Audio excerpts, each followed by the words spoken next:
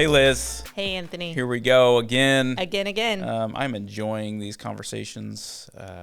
It's been good. Last week we talked about burdens and boundaries. Ooh, yeah. That was a hard one, but I think this week might be a little harder because a lot of times friendship brings hurt. Whew. Because we're messy, right? And we People talked are about messy. it earlier a few weeks ago, like having people in your life just complicates life. It's how God created us. Like, we're supposed to have people, but it complicates things, and sometimes we're gonna get hurt. Sometimes we're going to get hurt. Sometimes we're going to hurt others, We can even do that, if we yes. don't mean to. I mean, I would go out on a limb here and say that you and I both, and probably every person listening, has experienced hurt Yes. in a friendship Yeah. before. And let's make some ground rules here real quick, Okay. because I think we're in kind of like this easily offendable culture right now. Oh, and very so, true. You know, a lot of times we can just assume that somebody has bad intentions and they're trying to hurt me. Let's kind of get beyond that for this conversation and talk about, like, truly someone that has actually gone out of their way to Yeah. hurt you, right? Or you Right. have hurt somebody. Let's make that kind of the standard for the conversation. Okay. Do it. Let's do Does it. that feel good?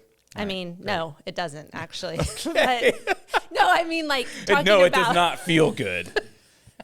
I meant, like, I talking hear about I hear what you're saying. hurt Yeah. doesn't feel doesn't. good, but it is important. This is an important topic. It is. Because, I mean, like you said, life without friendship, life without people isn't life. Like, Nope. you're not living. Nope. But with that comes most likely the opportunity for hurt. Yep. And so what do we do with that? Yeah, Basically is, exactly. I think, where Yeah. we go with that. And so, as always, we like to look to the Bible. Mm-hmm. And I think when you talk about friendship and hurting, one of the first examples that probably comes to mind is Paul and Barnabas. Yeah. Oh Right? my goodness. So, yeah, talk to me about Paul Yeah. and Barnabas. So Paul and Barnabas, they were good buddies, good ministry buddies. Yeah, did a lot of work together. And they kind of had a disagreement at one point.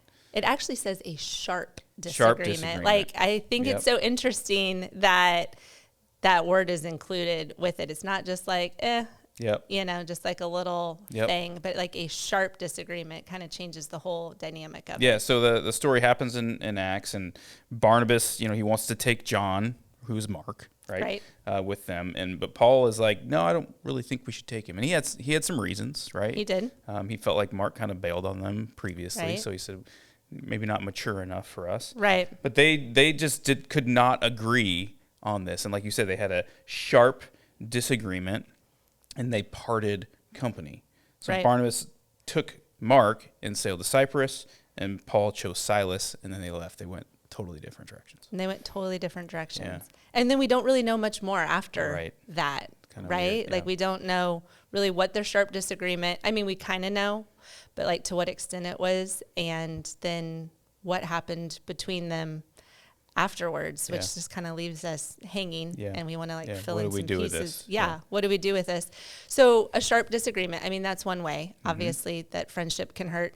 I think probably one of the most hurtful ways is betrayal, Oh man. right? Yeah. And that's just like a whole nother level of hurt Yep. when you've experienced betrayal. And I mean, Jesus experienced betrayal. He sure did. Right? I mean, Sure did. Judas, one of his chosen 12 closest, betrayed him with a kiss. Yep. Jesus called him out on it, Yep. you know, and he was like, are you betraying me with a kiss? But just like to think how hurtful Yeah. betrayal Yeah. can be. Yeah. And that's one of those things where it's like, okay, when somebody has completely somebody you trusted betrayed that trust. I think Yes. those are the hardest moments for us to get on with life. And Yeah. and I think we'll talk about forgiveness in a little bit, but I think that's probably the hardest thing, is to forgive somebody that has betrayed your trust. I would agree with that. Yeah. Well, It's so this hurtful. begs like the question, the topic, I guess, the difference between reconciliation and restoration, because there is a difference.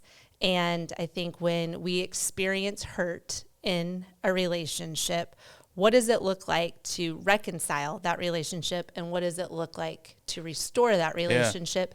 And do all relationships, like, do you seek restoration? That. Yes. Sure. And I think we can see, you go back to the story with Paul and Barnabas, there's probably a lot more conversation within that whole story that actually happens. It doesn't happen in one sentence, right? Right. Like, they had a lot of conversation, and it said they parted company. When I read that, maybe I'm assuming some things here, but when I read that, I assume that it was a mutual parting of ways. Okay. So there's almost like could there have been, maybe it's not reconciliation per se, but there's a mutual parting of ways, because then what happens? They both go their separate ways, and then God uses them both in amazing ways to build his church. Absolutely. Right? Absolutely. Yeah. Which then we land on, we can always trust in and always rely on God's redemptive work. So we have all these R's here: reconciliation, restoration, redemption, but God redeems all, right? And so whatever we experience, whatever we go through, we can trust and know that God is in the work of redemption.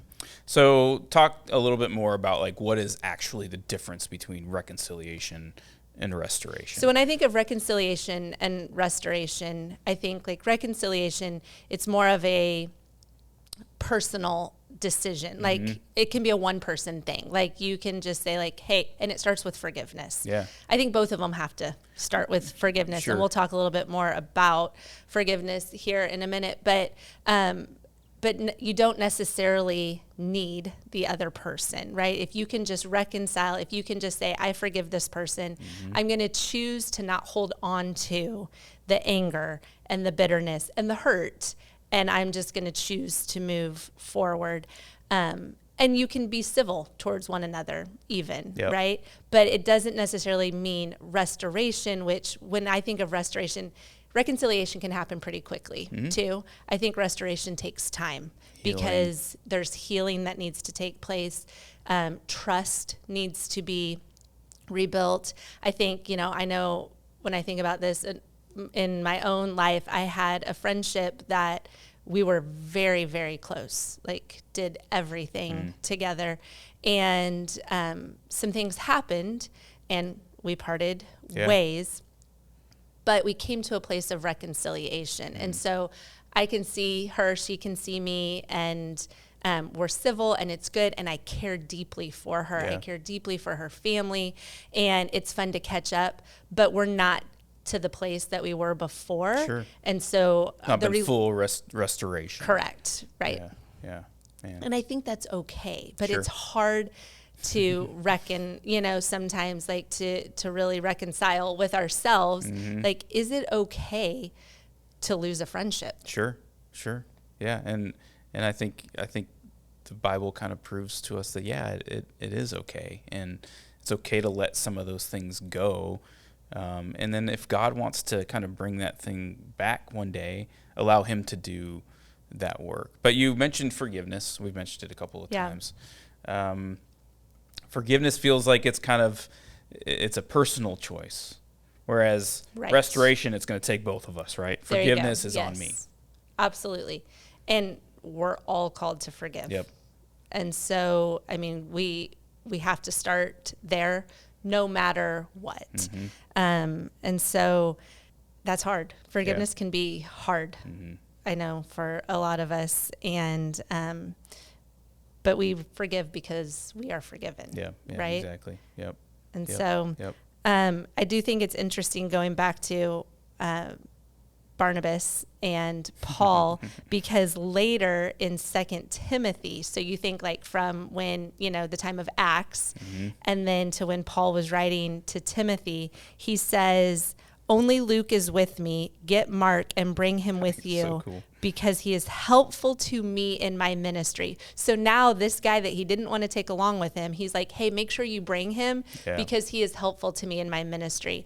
And I think, again, when we talk about God's redemptive work, like, it's beautiful to see. We don't know what happened. We don't know how it happened. We do know that forgiveness had to have taken place because now Paul is saying, hey, this guy, he's actually really helpful to me in my ministry, so make sure you bring him. And there's this full reconciliation that that happens Yes. there in that relationship. It gives us so cool. much hope. It does. Right? And I know like Pastor Jim has talked about with forgiveness, he equated it to taking someone off of our hook and putting them on Jesus's God's hook. hook. Yeah, I love that. Right? I It's love so that. good because it's not like you're completely negating and avoiding the fact that hurt happened or that trust was broken or anything like that. Like you're not ignoring what happened. Yeah.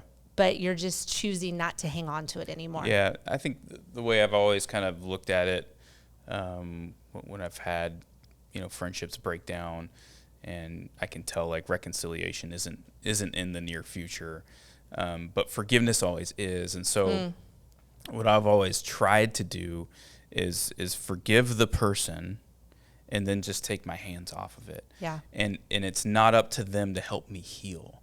Like they don't have to accept my forgiveness for my scars to be healed. The healing Right. process is a vertical process. It's just between me and the Lord. Right. It's not up to that person to help me heal.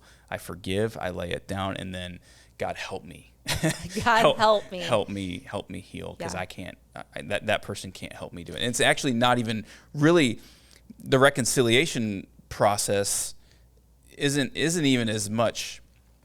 I mean, it's healing the relationship. It's not healing you personally, because only God does that. It's the Right. healing just happens between you and the Lord, and then that opens up the possibility for reconciliation. You said between you and the Lord, it makes me think that Paul David Tripp, he says he actually defines forgiveness as this vertical commitment followed by a horizontal transaction. That's good. That's Right? really So good. first we seek the Lord, and forgiveness is between us and the Lord. And then, and it's this commitment, like, Lord, I know I am forgiven and I am called to forgive. Yep. And then once we recognize that, then we can Yeah. go forth in Yeah. that horizontal, that person to person transaction. But I think it was so great too when you were talking just a minute ago. It made me think actually about our previous episode with burdens and boundaries and choices, because Yeah. we aren't responsible for how someone receives our forgiveness. That's right. We're not responsible for someone else's choices. We can't own what somebody else has done to us. Nope. Basically, we can only own our own stuff, right? Yep. And our own choices. And so ultimately forgiveness is a choice, and it's a choice that rests within ourselves, and we have to choose to forgive Yep. one another. And then on the flip side of that, we have to choose to ask for forgiveness That's too. right. That's right. If we feel like we have hurt someone, Yeah. whether it was on purpose or not, but seeking forgiveness is just as important, like forgiveness for what we've done, as forgiving somebody for what they've done to us. Yeah, and forgiveness is ultimately the key. We're all going to be hurt. We're going to be hurt at church. We're going to be hurt in our own families. It's all going to happen, because that's people hurt people.